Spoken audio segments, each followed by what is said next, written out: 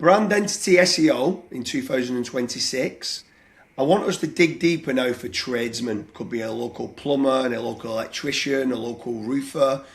And people are always asking me, is branding and is entity SEO important for these?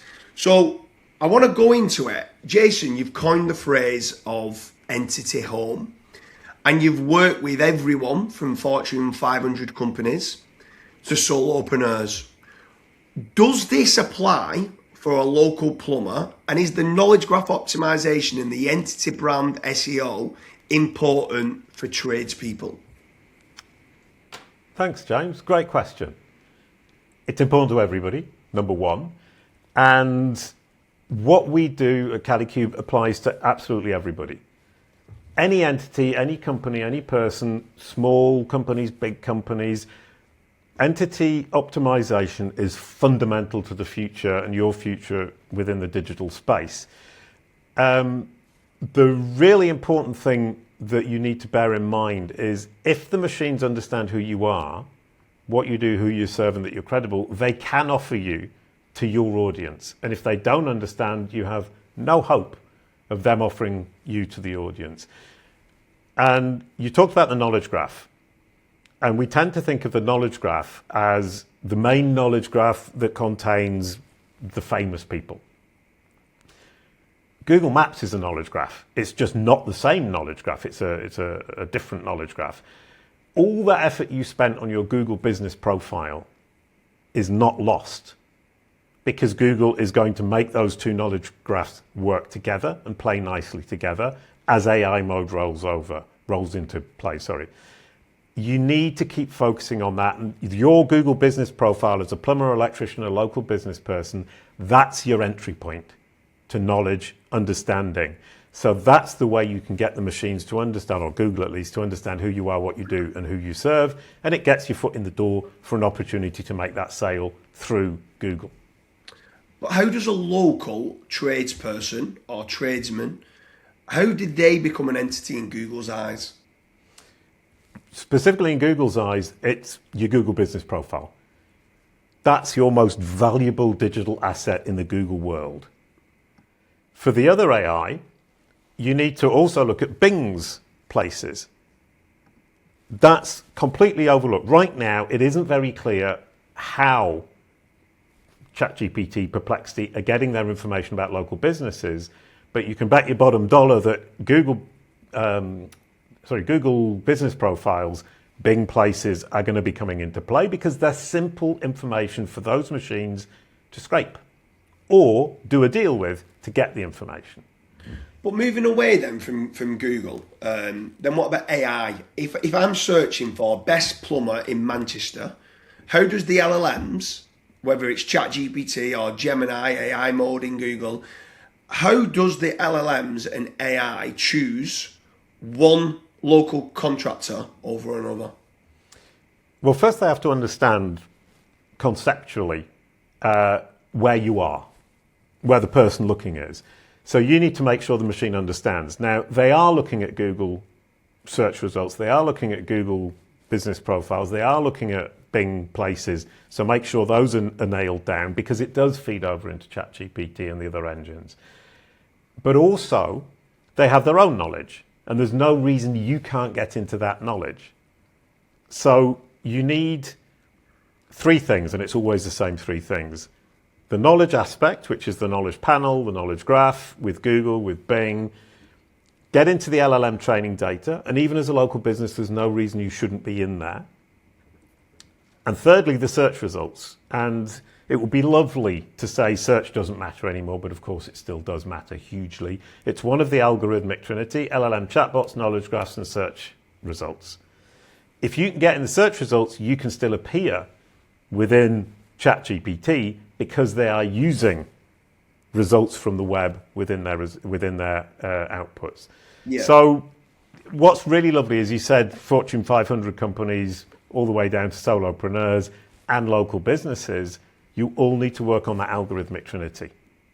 Yeah, so obviously brand entity SEO is important, whether, like you said, you're a huge Fortune 500 company, you're a sole trader, you're a local plumber, a local builder, a joiner, it doesn't matter what it is. it applies to everyone.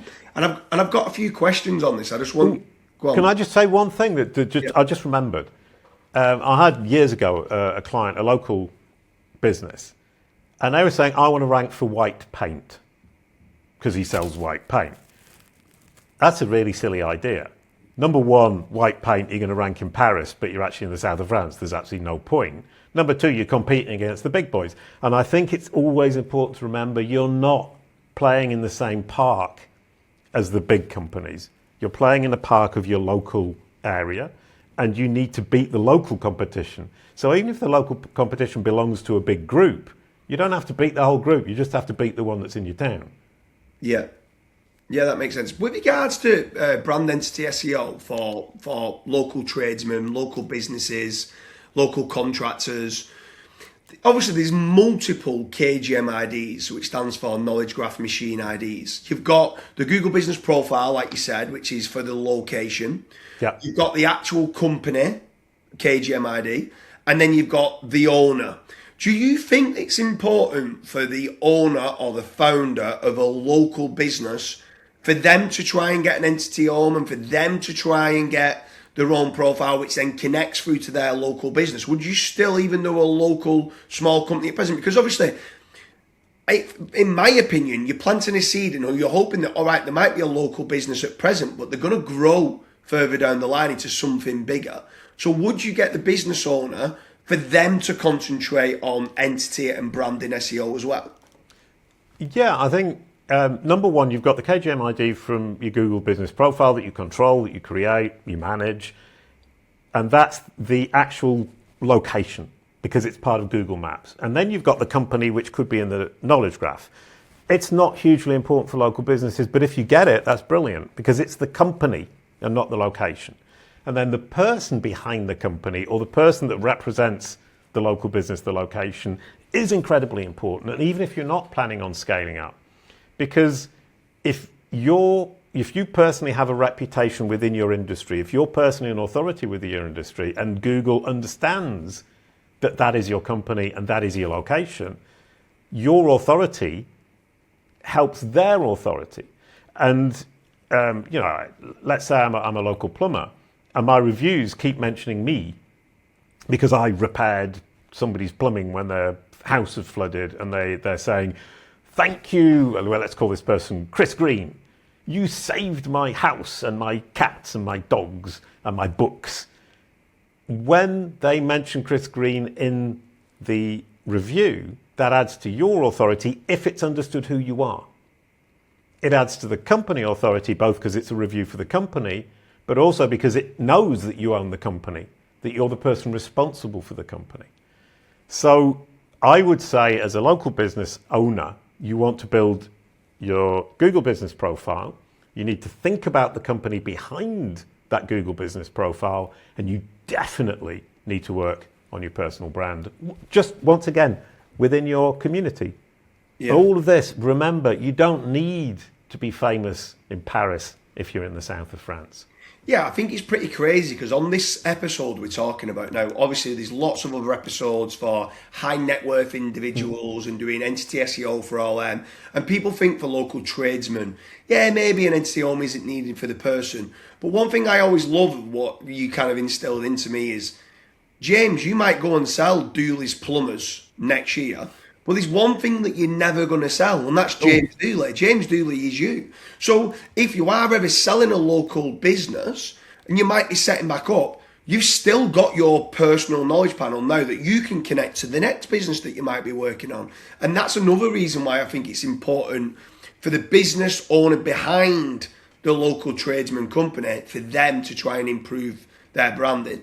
But sorry, that is lovely, and that thing is you are always you, and that's an asset that you have today, and you will always have in the future.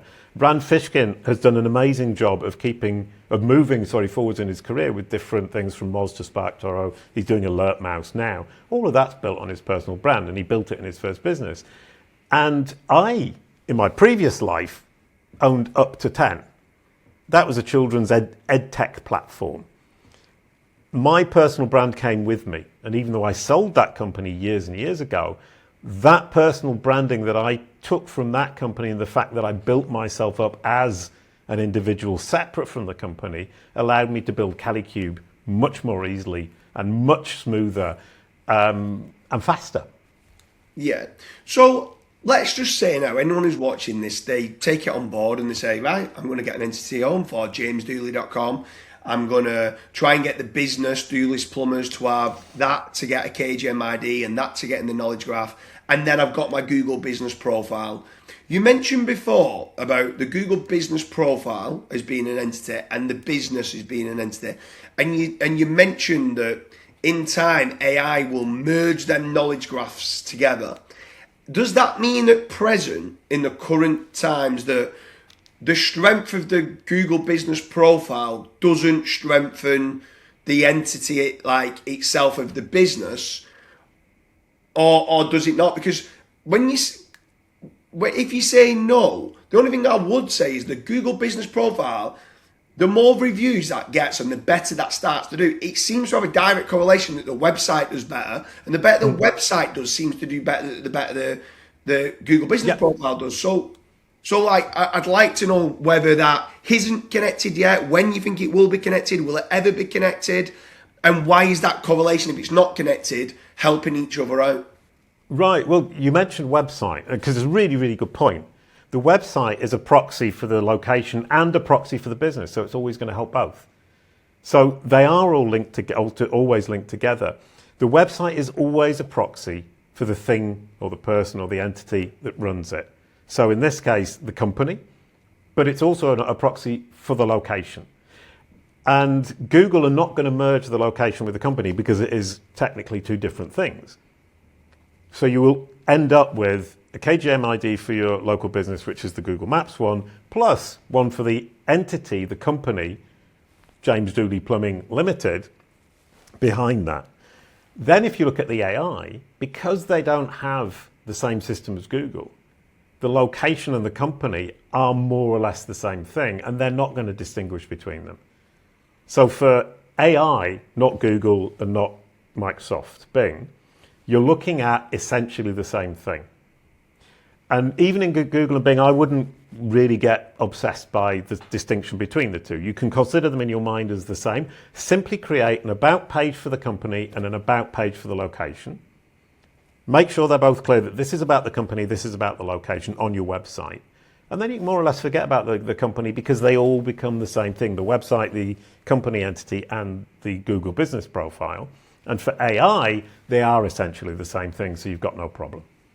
Yeah, so I want to, like, obviously I do quite a lot of local SEO, local lead generation and stuff like that. And you've passed some work onto my team and one of my team members mentioned there was 62,000 essential domains in with it. I don't know if it was in Calicube or wherever it was, and it was all going on about niche authority, bit wins. Can you explain that a little bit more? Because I don't even know what these 62,000 domains are and why that is important for local tradesmen and tradespeople. Right, yeah, well, the 62,000 domains are in Calicube Pro. So we track 1,700,000 domains, 23 million URLs, and of the 1,700,000 domains, only 62,000 have real value and real power in Google's knowledge graph. And I mean, this is kind of quite fun because I give a really good example for the niche, or I think it's a good example. It's a fun example for nicheness. If I'm a poodle parlor in Paris, getting a Wikipedia page, isn't actually going to help me because that's going to apply to Australia. It's going to apply to Japan. It's going to apply to the world. But if I get a page on the Poodle Parlors of Paris Association website, it's clearly in Paris. It's clearly very authoritative because it's an association that groups together companies that have the same audience and goal. That's the powerful one. And if it's in the 62,000, which it probably is if it's a good website that's been well built and is incredibly niche, that's what we find. Niche websites get into this 62,000, 3% of all domains, much more. It's more heavily weighted towards niche sites than it is to global generalist sites. So if there's one... I'll just tell you a really good thing is now if you ask ChatGPT or Google, Jason Barnard and poodle parlors, or Jason Barnard Paris, it keeps talking about poodle parlors in Paris because I keep using it as an example. So if there's one key takeaway then, they're a local builder, they're a local whatever contractor, it could be a plumber, carpet cleaner, whatever it is, if there's one key takeaway, the business owner goes in on Monday morning, what's the one thing on the action plan that you would get a local tradesman now to be doing for entity SEO and branding in 2026? Right, and it's a really simple action plan.